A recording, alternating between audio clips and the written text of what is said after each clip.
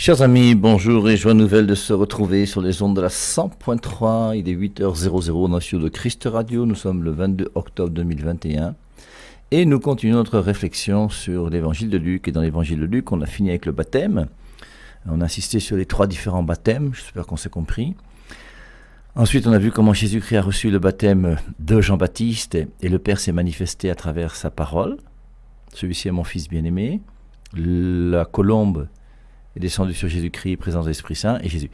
Et on voit donc la Trinité est présente. On avait vu que la première allusion claire à la Trinité, c'était le jour de l'Annonciation. Et le jour du baptême, on voit que la Trinité aussi est présente. Bon, c'est normal parce que Jésus-Christ commençant sa mission, on comprend que le Père et l'Esprit Saint sont avec lui. Après ça, on a une généalogie dans l'évangile de Luc, qui est une généalogie qui est un petit peu différente de celle de Matthieu. Dans Matthieu, la généalogie va commencer avec Matthieu chapitre 1, versets 1 à 17. Et dans Matthieu, donc Matthieu commence son évangile, lui, et la généalogie. On peut relire. Je vous rappelle que pour bien comprendre la généalogie de Matthieu, il faut comprendre que Matthieu a écrit son évangile pour les Juifs. Et c'est pour ça qu'il commence donc son évangile, généalogie de Jésus-Christ, fils de David, fils d'Abraham. Alors, il va donner cette toute généalogie qui est un petit peu fastidieuse. Il y a donc en tout 14 générations, depuis Abraham jusqu'à David. 14 générations depuis David jusqu'à la déportation à Babylone, et 14 générations depuis la déportation à Babylone jusqu'au Christ. Là, il s'est arrangé pour trouver 14. Il a omis quelques rois de temps en temps pour tomber sur 14.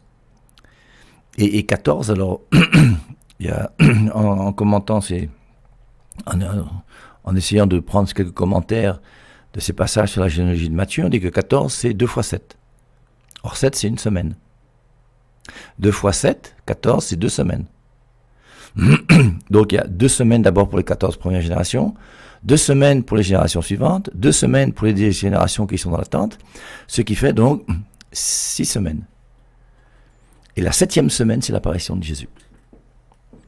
Alors c'est pour ça sans doute qu'il a mis 14 générations, pour montrer qu'après le 6e jour dans la création, il faut parvenir au 7e jour, et le 7e jour, on va y parvenir avec Jésus. Et dans l'évangile de Matthieu, alors, un généalogie de Jésus-Christ, fils de David, fils d'Abraham, Abraham engendra Isaac, Isaac engendra Jacob, etc. Et à la fin, on termine, Jacob engendra Joseph, l'époux de Marie, de laquelle est né Jésus, qui est Christ. Et toute la généalogie de Matthieu est donnée pour arriver à Joseph, qui est le père légal de Jésus, mais qui n'est pas le vrai père, puisque le vrai père, c'est l'Esprit Saint. Et la vraie mère, c'est Marie. Et quand on lit, alors dans l'évangile, dans la généalogie de Matthieu, on fait apparaître le nom de 4 femmes. Et parmi ces femmes, il y en a une qui est même Bersabée, la femme d'Uri. Et la femme d'Uri, vous connaissez tous que c'est David qui a commis l'adultère avec cette femme d'Uri qui se lavait, il la trouvait belle, il a commencé à avoir des pulsions bizarres envers cette femme, et il a fait tuer carrément son mari. Il l'a envoyé au combat avec son chef d'armée, je crois que c'était Joab, et puis alors on s'est débrouillé à faire que les soldats se sont retirés, on l'a laissé seul devant pour qu'on puisse le tuer et le voir mourir. Et donc David a voulu, d'une manière claire, la mort de Uri pour prendre sa femme, la femme d'Uri. Il a eu un enfant avec elle, le premier enfant va mourir, et le deuxième enfant qu'il va faire avec la femme d'Uri, c'est Salomon. Et c'est Salomon qui ensuite va siéger sur le siège du roi à la suite donc de David. Et on voit bien donc dans cette généalogie de Matthieu, il y a même Rahab, la prostituée, pour montrer que dans cette généalogie de Jésus-Christ, tout n'a pas été parfait. Et je crois que c'est important pour nous de comprendre que, vous voyez, que tout n'a pas été parfait non plus dans notre généalogie. Si on remonte du côté de nos ancêtres, on va trouver des choses qui sont un peu bizarres. Alors je vous rappelle, parce qu'il y a quelqu'un qui a quand même posé une question hier un petit peu tardivement, mais c'est pas parce que tu as un de tes ancêtres qui a fait des choses bizarres qu'il faut couper les liens. Les liens sont coupés par le baptême que tu reçois. Le baptême que tu reçois te plonge dans le sang de Jésus-Christ. Et quand le baptême te plonge dans le sang de Jésus-Christ, soit ce baptême est efficace, soit il n'est pas efficace. Et vous qui croyez à cette histoire de l'arbre généalogique, je pense que vous mettez un doute dans la véritable efficacité du baptême de Jésus-Christ. D'ailleurs, je vous rappelle que ces coupures de liens de l'arbre généalogique n'existaient pas à l'époque de vos grands-parents. C'est un truc qui a commencé il y a une vingtaine d'années. C'est depuis une vingtaine d'années qu'on a pris ça chez des anglicans là-bas ou quelque chose comme ça, un peu réveillés, qui ont commencé à faire cette pratique et on a trouvé qu'il y avait des choses intéressantes et que dans l'Église on a commencé à faire cela. Mais je ne crois pas que jusqu'à aujourd'hui, le Vatican nous ait donné un ordre formel pour dire que c'est vrai. Et personnellement, j'ai du mal à croire qu'il faille couper les liens avec les gens. Pourquoi Jésus-Christ n'a pas coupé les liens avec la prostituée Rahab ? Pourquoi il n'a pas coupé les liens avec Bersabée non plus ? Et nulle part il a dit « je coupe les liens avec mes ancêtres ». C'est même pas biblique cette histoire. Et c'est une invention qui vient depuis il y a 20 ans. Au 3e siècle, au 4e siècle, au 8e siècle, on ne parlait pas de cette histoire de coupure de liens. Et donc, ce qu'il y a, j'en avais parlé hier parce qu'en parlant du baptême, lorsque nous sommes baptisés dans le sang de Jésus-Christ, qu'est-ce que ça veut dire ? Le baptême qui sauve. Il te sauve de tout, sauf de la malédiction de ton grand-père. Parce que la malédiction de ton grand-père, c'est quoi ? Il faut quand même qu'on mette les choses au clair. Soit on a la foi, soit on n'a pas la foi. Donc, la parenthèse est finie. Et je reviens donc à ma généalogie. Selon Matthieu, il y a ces 4 femmes qui apparaissent, dont 3 qui ne sont même pas juives, dont certaines qui ont une vie un petit peu dissolue. Et tout ça fait partie de l'histoire de Jésus-Christ, de ses ascendants.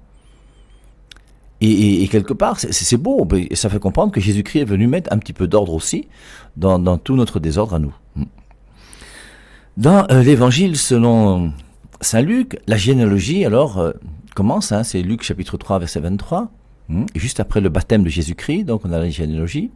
Lorsque Jésus commença, il avait environ 30 ans, et pour tous, il était fils de Joseph, fils d'Élie.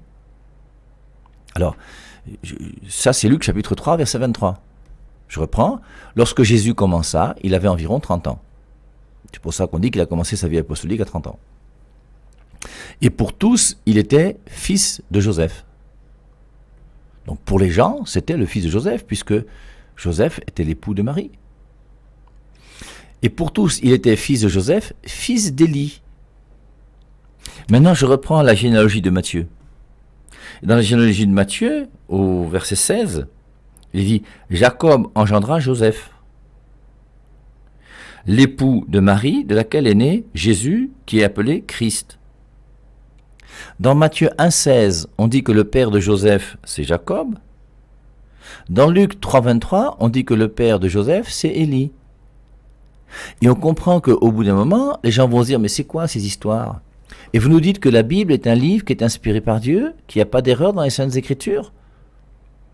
Mais il y a 2 généalogies, une dans Matthieu, une dans Luc, et ils ne sont même pas d'accord avec simplement le père de Joseph. Je ne parle pas des autres noms, parce qu'il n'y a que 2 noms en commun entre la généalogie de Luc et la généalogie de Matthieu. Et on voit que pour Joseph, ça pose un problème qui est réel. Dans la traduction de la Bible de Jérusalem, Luc 3, 23, et Jésus, lors de ses débuts, avait environ 30 ans, et il était à ce qu'on croyait fils de Joseph. Et on précise bien, Luc précise à ce qu'on croyait. Pour tous, il était fils de Joseph. Et dans la généalogie de l'évangile de Luc, on termine, alors on peut lire si vous voulez, fils de Mathat, fils d'Élie, fils de Melchi, fils de Joël, fils de... je suis au verset 37, fils de Mathusalah, fils de Enoch, fils d'Yared, fils de Maléléhel, fils de Kahinam, fils d'Énos, fils de Seth, fils d'Adam, fils de Dieu. Et on termine donc par fils d'Adam, et ensuite fils de Dieu. Qui est fils de Dieu? Pas Adam. Jésus-Christ est fils d'Adam. Et Jésus-Christ est fils de Dieu. C'est pour ça qu'il dit au début de sa généalogie, et pour tous il était fils de Joseph. À ce qu'on croyait, il était fils de Joseph. Mais en définitive, il est fils de Dieu. Et voilà comment on termine donc cette généalogie, Luc chapitre 3, verset 23 au verset 38, en disant que Jésus-Christ est à ce qu'on croyait fils de Joseph, mais en définitive, il est fils de Dieu, fils d'Adam, fils de Dieu. Alors, comment lever cet équivoque? où on montre que lorsque Jésus commença, il était Joseph, fils d'Élie, alors que Matthieu dit Jacob, le père de Joseph, l'époux de Marie, et c'est d'elle qu'est né Jésus, qu'on appelle Christ. Est-ce que Joseph peut avoir deux pères différents? Alors voici, c'est sur le net, j'ai trouvé, si vous cherchiez comme moi, vous auriez trouvé vous-même. Ce qu'il y a de bien, c'est que vous voyez, les études que nous faisons m'obligent à chercher encore aujourd'hui comme un étudiant. Donc jusqu'à aujourd'hui, je ne suis pas devenu un petit paresseux, je suis obligé de travailler quand même ces émissions pour essayer de dire des choses qui soient un peu sensées et réfléchir pour la première fois de ma vie, j'ai quand même plus de 60 ans, c'est la première fois de ma vie que je réfléchis sur ces deux généalogies différentes. Alors une explication possible proposée par l'historien de l'église Eusèbe de Césarée. Alors Eusèbe de Césarée, c'est quelqu'un qui a vécu à l'époque de l'empereur Constantin, ils étaient même assez proches l'un de l'autre, et c'est lui qui a écrit la première histoire de l'église. Et dans son livre Eusèbe de Césarée sur l'histoire de l'Église, on appelle ça l'histoire ecclésiastique, dans cette histoire de l'Église, il cite souvent un Eugésippe, qui était aussi historien, dont on n'a plus aucun document. Et on ne connaît Eugésippe, cet historien, que par Eusèbe de Césarée, lorsqu'il en parle dans son livre à lui, puisque on a récupéré son livre. Une explication possible par rapport au père donc de Joseph, Jacob ou Élie, proposé par l'historien de l'église Eusèbe, donc c'est vers les années 300, est que Matthieu a tracé la ligne primaire biologique de Jésus, tandis que Luc a pris en compte les mariages lévirats. Alors qu'est-ce que c'est que les mariages lévirats? Si un homme mourait sans avoir de fils, la tradition voulait que son frère épouse sa veuve et lui donne un fils qui porterait le nom du défunt. Bien que cela soit possible, il est peu probable que toutes les générations de David à Jésus aient pratiqué le mariage lévirat, car les différences entre ces générations étaient énormes. D'après Eusèbe, Melchi, dans Luc chapitre 3 verset 24, et Mathan, qu'on trouve dans Matthieu chapitre 1 verset 15, ont tous deux été mariés à la même femme, que la tradition appelle Esta. Et pour ce qui est donc de notre histoire de Joseph, Élie, le père de Joseph, selon l'évangile de Luc, chapitre 3, verset 23, et Jacob, qui est le père de Joseph, selon Matthieu, chapitre 1, verset 15, étaient donc demi-frères. Donc Élie et Jacob, les pères de Joseph, étaient des demi-frères. Ensuite, Élie est mort sans avoir de fils. Et son demi-frère Jacob a épousé sa veuve, qui a donné naissance à Joseph. Ainsi, Joseph était le fils d'Élie sur le plan légal et le fils biologique de Jacob. Matthieu et Luc donnent donc la même généalogie, celle de Joseph, mais Luc suit la lignée légale, tandis que Matthieu suit sa lignée biologique. Alors j'espère qu'on comprend tous, non? Donc Élie est bien le père de Joseph, parce que c'est lui qui a épousé donc la mère de Joseph. Mais comme il n'a pas eu d'enfant, c'est son frère Jacob qui a fait un enfant et qui a donné Joseph. Donc Élie et Joseph sont à la fois tous les deux les pères de Joseph, soit d'une manière légale, soit d'une manière biologique. Alors j'ai trouvé ça intéressant, et puis on voit qu'à chaque fois qu'on cherche des explications quand il y a des choses qui ne sont pas claires, on trouve quand même très très souvent des réponses intéressantes et intelligentes. Alors je continue aussi. La plupart des exégètes conservateurs actuels adhèrent à une autre hypothèse, selon laquelle Luc donnerait la généalogie de Marie et Matthieu celle de Joseph, puisqu'il y a très peu de noms qui sont communs entre la généalogie de Matthieu et celle de Luc. Donc la plupart des exégètes conservateurs actuels adhèrent à une autre hypothèse, selon laquelle Luc donnerait la généalogie de Marie et Matthieu celle de Joseph. Il est clair que dans l'évangile de Luc, on insiste beaucoup plus sur Marie. Notamment, il y a l'Annonciation. Et l'Annonciation, c'est pas dans Matthieu, c'est dans Marie. Pour montrer que l'Esprit Saint est le Père donc de Jésus. Et il fallait que les deux généalogies arrivent à Marie. Alors, semble-t-il qu'il y a une généalogie qui arrive à Marie par sa descendance à elle, et l'autre qui arrive par la descendance de Joseph. Matthieu suivrait la lignée de Joseph, le père légal de Jésus, par Salomon, fils de David, tandis que Luc suivrait la lignée de Marie, mère biologique de Jésus, par Nathan, fils de David. Étant donné qu'il n'y a pas de mot grec pour gendre, Joseph était considéré comme le fils d'Élie, par son mariage avec Marie, la fille de ce dernier, par ses deux lignées, Jésus est un descendant de David, donc éligible pour être le Messie. Il est inhabituel de retracer une généalogie maternelle, mais le fait que Jésus soit né d'une vierge est également inhabituel. L'explication de Luc est que Jésus était, comme on le croyait, fils de Joseph. Donc voilà pour la généalogie. Alors, et ensuite, après la généalogie, nous arrivons donc à la tentation de Jésus au désert. La différence qu'il y a entre la tentation de Jésus au désert dans Matthieu et dans Luc, il faut lire. Moi, je vous invite à lire Matthieu 4 et Luc 4. Je vous ai dit que Matthieu et Luc sont vraiment très proches. Matthieu 1-2, disons la naissance de Jésus. Luc 1-2, naissance de Jésus. Matthieu 3, Luc 3, baptême de Jean-Baptiste. Matthieu 4, Luc 4, tentation du Christ au désert. Et c'est normal parce que Jésus-Christ a eu qu'une seule vie dans laquelle forcément il est allé voir Jean-Baptiste et puis il est allé au désert. Donc forcément il raconte la même chose. La tentation dans Matthieu et dans Luc, relisez l'une et l'autre et vous verrez donc que dans Matthieu et Luc, la première tentation est la même. Mais la deuxième et la troisième tentation dans Matthieu est inversée dans Luc. Dans Luc, la deuxième tentation de Matthieu c'est la troisième. La troisième tentation de Matthieu, c'est la deuxième. Pourquoi? Je n'en sais absolument rien. Mais ces trois tentations sont très proches l'une de l'autre. Dans Matthieu, je crois, il y a 11 versets. Dans Luc, je crois, il y a 13 versets. Et ce qui est intéressant dans Luc, ce que ne dit pas Matthieu par rapport à la tentation, c'est que le verset 13, « Le diable avait tenté Jésus de toutes les façons possibles. Il s'éloigna de lui, attendant une occasion. » Et à travers ces trois tentations donc que le Christ va subir, nous avons affaire à toutes les tentations possibles et inimaginables. C'est ce que nous montre Luc 4,13. Le diable avait tenté Jésus de toutes les façons possibles. Et il y a deux raisons pour lesquelles ces tentations sont toutes les tentations possibles. C'est que dans l'être humain que nous sommes, nous avons trois dimensions. Nous avons un cœur, il y a une tentation par rapport à l'amour. Nous avons une intelligence, il y a une tentation par rapport à la vérité. Il y a une tentation par rapport au corps. Et donc, la tentation par rapport au corps, par rapport au cœur et par rapport à l'intelligence vont regrouper toutes les tentations que l'homme peut supporter. Et comme l'homme qui est devenu chrétien va se sanctifier à travers les trois vertus théologales qui impliquent trois nourritures, je vous rappelle qu'il y a trois nourritures dans Matthieu, dans Marc, dans Luc et dans Jean. Jésus-Christ nous donne trois nourritures chrétiennes.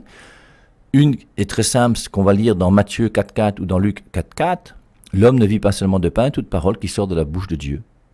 Et il y a une tentation par rapport à la parole de Dieu. Deuxième nourriture, Jean 6.55. Ma chair est une vraie nourriture et mon sang est une vraie boisson. Il y a une tentation par rapport au corps du Christ. La tentation par rapport à la parole de Dieu, c'est la tentation par rapport à la vérité. Jean 17.17, ta parole est vérité. La tentation par rapport à l'Eucharistie qui est une nourriture, Jean 6.55, ma chair est une vraie nourriture et mon sang est une vraie boisson, c'est la tentation par rapport au corps à corps. Et le corps à corps, c'est la relation amoureuse entre un homme et une femme. Et le corps à corps avec Jésus-Christ, c'est la relation amoureuse entre le Christ et nous. Il y a une tentation par rapport à la charité, par rapport à l'amour, c'est la tentation par rapport au cœur. Et il y a une autre tentation, troisième nourriture que le Christ nous donne, c'est Jean 4.34, j'ai une nourriture autre que la vôtre, c'est de faire la volonté de mon Père. Et la volonté du Père est liée à mon corps. Tu m'as fait un corps, Seigneur, pour faire ta volonté. Et on retrouve donc ces trois tentations par rapport au corps, par rapport au cœur, par rapport à l'intelligence, qui sont les trois tentations qui sont par rapport à la foi, l'espérance et la charité, qui sont liées aux trois nourritures, puisque la foi se nourrit de la parole de Dieu, l'Eucharistie nourrit ma charité, et la volonté du Père se nourrit l'espérance. Donc, on reverra ça tranquillement, mais je tenais déjà à vous le dire et à rappeler à ceux qui étaient habitués aux trois nourritures dont on a beaucoup discuté sur les ondes, à réfléchir sur ces trois nourritures qui sont très importantes. Et c'est pour ça qu'à travers ces trois tentations, on va retrouver toutes les tentations possibles. Je vous rappelle, Luc 4.13, le diable avait tenté Jésus de toutes les façons possibles. Il s'éloigna de lui, attendant une autre occasion. Alors, avant de commencer avec la tentation de Jésus au désert, je voudrais revenir sur un petit peu la tentation et le diable.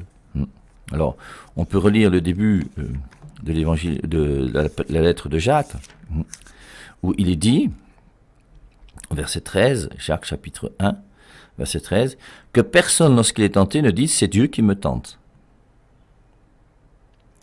Que personne, lorsqu'il est tenté, ne dise « c'est Dieu qui me tente ». Car Dieu ne peut être tenté par le mal et ne tente lui-même personne. Jésus revint du Jourdain rempli de l'Esprit Saint, il se laissa conduire par l'Esprit à travers le désert, où durant 40 jours il fut tenté par le diable. Matthieu chapitre 4, verset 1. Je vais essayer de vous retrouver pour vous lire dans Matthieu exactement ce qu'on dit. Et on dit la même chose d'ailleurs. Alors Jésus fut emmené par l'Esprit dans le désert pour être tenté par le diable. Qui amène Jésus au désert? L'Esprit. Pourquoi? Pour être tenté par le diable. Alors, est-ce que c'est l'Esprit qui tente? La tentation pour nous, vous voyez, c'est quoi? C'est Satan qui va chercher à nous faire tomber. Et Satan va chercher à nous faire tomber pour essayer de nous détourner du plan de Dieu. Et il va prendre toutes les énergies possibles pour essayer de nous détruire. Et c'est pour ça que, pour ceux qui sont habitués au livre de l'Apocalypse, dans l'Apocalypse au chapitre 6, lorsqu'on a l'ouverture des sceaux, et l'ouverture des sceaux, c'est le mystère de la prédestination. Les sceaux sont ouverts par le Christ lui-même. C'est l'agneau qui ouvre les sceaux. Et l'agneau, c'est le Christ victorieux. Et le Christ est victorieux par sa croix, ce qu'on a vu à travers le baptême qui nous plonge dans le sang de Jésus-Christ. Et dans l'Apocalypse chapitre 6, lorsque les sceaux vont s'ouvrir, le premier cheval, c'est un cheval blanc. J'entendis l'un des 4 êtres vivants dire comme d'une voix de tonnerre, « Viens !» Je regardais et voici un cheval blanc. Celui qui le montait tenait un arc. Une couronne lui fut donnée et il partit en vainqueur et pour vaincre. Et la grande question qu'on se pose par rapport à ce cheval blanc, est-ce que ce cheval blanc est un bon cheval ou un mauvais cheval? Le cheval qui suit, quand il ouvrit le second sceau, j'entendis le second être vivant dire « Viens !» et un autre cheval, rouge-feu, sortit. Celui qui le montait avait reçu le pouvoir d'ôter la paix de la terre, afin que les hommes s'égorgent les uns les autres, et une grande épée lui fut donnée. Il est clair que le deuxième cheval, c'est un mauvais cheval. D'ailleurs, il a même la couleur rouge-feu. La couleur rouge-feu, c'est la couleur du dragon dans Apocalypse chapitre 12, qui est face à la femme, qui est dans les douleurs de l'enfantement. Troisième sceau qui s'ouvre dans Apocalypse chapitre 6. Quand il ouvrit le troisième sceau, j'entendis le troisième être vivant dire « Viens !» Je regardais, voici un cheval noir, celui qui le montait tenait une balance à la main. Et j'entendis comme une voix au milieu des 4 êtres vivants, elle disait « Une mesure de blé pour un denier. » et 3 mesures d'orge pour un denier. Quant à l'huile et au vin, n'y touche pas. Quand il ouvrit le 4e sceau, j'entendis la voix du 4e être vivant dire « Viens !» Je regardais, et voici un cheval d'une couleur verdâtre. Celui qui le montait se nommait la mort, et le séjour des morts l'accompagnait. Donc on voit que ces chevaux, la mort qui l'accompagne, il a une épée pour que les gens s'entrégorgent, etc., sont des chevaux, au moins les 3 derniers chevaux sont des chevaux qui sont mauvais. Le premier cheval, c'est un cheval blanc. Et je vous rappelle que dans Apocalypse chapitre 19, verset 11, on a le victorieux de la chute de Babylone, qui est la prostituée, qui va être détruite dans le livre de l'Apocalypse. Celui qui en est vainqueur, c'est celui qui est sur le cheval blanc, qui s'appelle le Verbe. Et le Verbe est sur le cheval blanc. Et là, on a sur le cheval blanc, je regardais et voici un cheval blanc. Celui qui le montait tenait un arc. Alors, et pour moi, ce cheval blanc de Apocalypse chapitre 6 représente le diable. Et c'est le diable. Alors, dans Apocalypse chapitre 19, 11, on voit Jésus-Christ qui est sur un cheval blanc. Pourquoi? Parce que le diable veut imiter Jésus. Et le diable veut te faire croire que lui, il est Dieu. Et pour te faire croire qu'il est Dieu, il faut qu'il utilise, le même véhicule. Si je me promène avec le même véhicule que mon supérieur, si on a exactement la même voiture, on pourra confondre nos voitures si je vais me promener à droite ou à gauche. Et on pourra me confondre avec mon supérieur. Et si Satan est sur un cheval blanc et que Jésus-Christ est sur un cheval blanc, on pourra confondre Jésus et Satan. Et Satan aime ces confusions-là. Il veut vous faire croire qu'il est Dieu. Et pour faire croire qu'il est Dieu, il va prendre tous les moyens que Jésus-Christ utilise pour montrer que c'est lui qui est le victorieux, le grand, le fort. Et ce qui est intéressant dans ce passage du premier sceau de l'Apocalypse chapitre 6, je regardais et voici un cheval blanc, celui qui le montait tenait un arc. On n'a jamais vu Jésus-Christ avec un arc.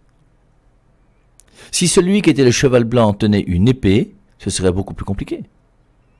Parce que l'épée est liée à Jésus. Hébreux 4,12. La parole de Dieu est plus effilée qu'un glaive à deux tranchants. D'ailleurs, dans l'Apocalypse chapitre 1, même dans la vision du Christ en gloire, on voit que de sa bouche sort une épée aiguë à deux tranchants. Dans les armes du chrétien, l'épée que tient dans Éphésiens 6,10 le soldat qui a une épée, c'est la parole de Dieu. Et la parole de Dieu est liée à l'épée, et la parole de Dieu est liée à Jésus. Or là, on voit que celui qui est sur le cheval blanc, il a un arc. Parce qu'à chaque fois que vous allez voir le diable quelque part, si vous avez la crainte de Dieu et que l'Esprit Saint est avec vous, il va vous montrer la petite erreur qui montre que c'est quelqu'un qui est un bandit. Comme quand vous partez dans les nouvelles églises, on vous promet des prophéties partout et des guérisons, tout ça. Mais ça montre bien que c'est du charlatanisme spirituel quand même. Pas besoin d'être très intelligent pour le comprendre. Et c'est pour ça que Satan va se déguiser en ange de lumière. Vous n'avez aucun fondateur d'église aujourd'hui qui vous dise « Venez chez nous on ment. Venez chez nous on va voler votre argent. » Jamais. Mais ils vont faire des prophéties, ils vont faire des soi-disant miracles, des soi-disant guérisons.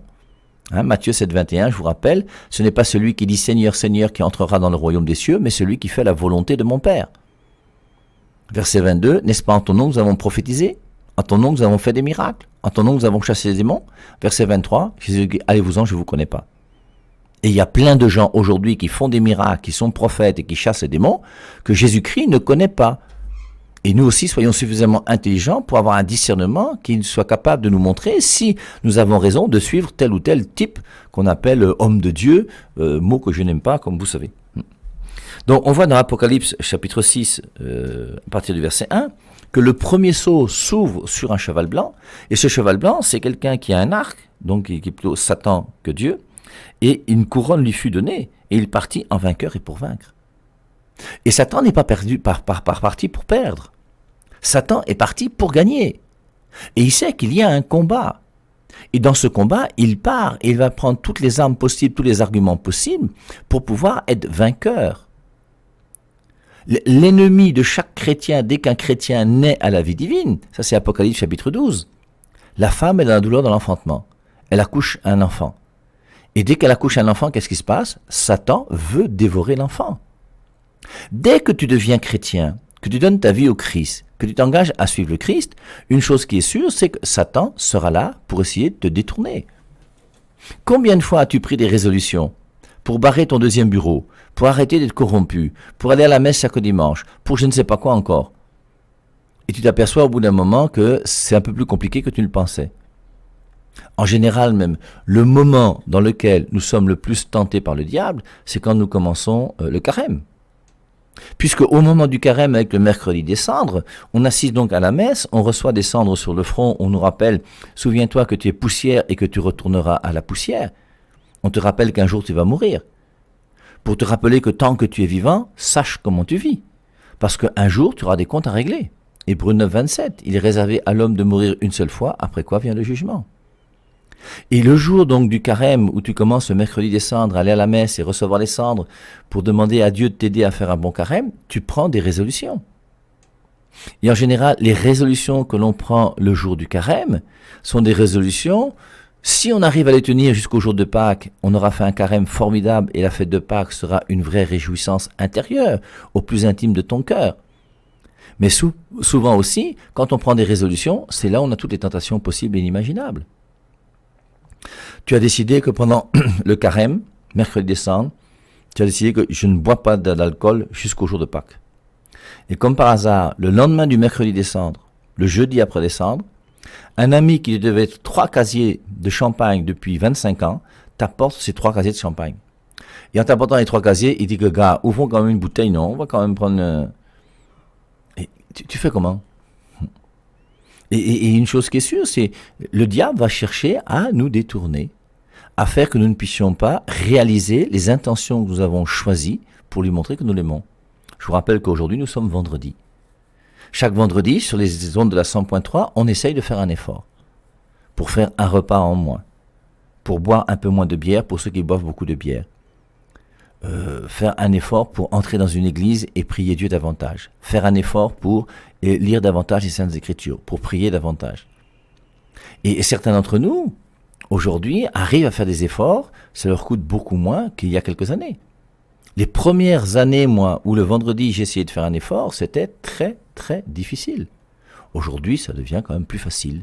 Et avec le temps, on acquiert certaines vertus qui font que ça devient plus facile de voir une certaine maîtrise de soi par rapport à la boisson, par rapport à la nourriture, par rapport à beaucoup de choses. Donc, nous allons continuer lorsqu'il sera 10h30 avec ces 3 tentations du Christ au désert, et on va introduire aussi en essayant de mieux comprendre qui est Satan par rapport à Dieu. Et comprendre qu'entre Dieu et le diable, il n'y a pas match, que les choses soient claires.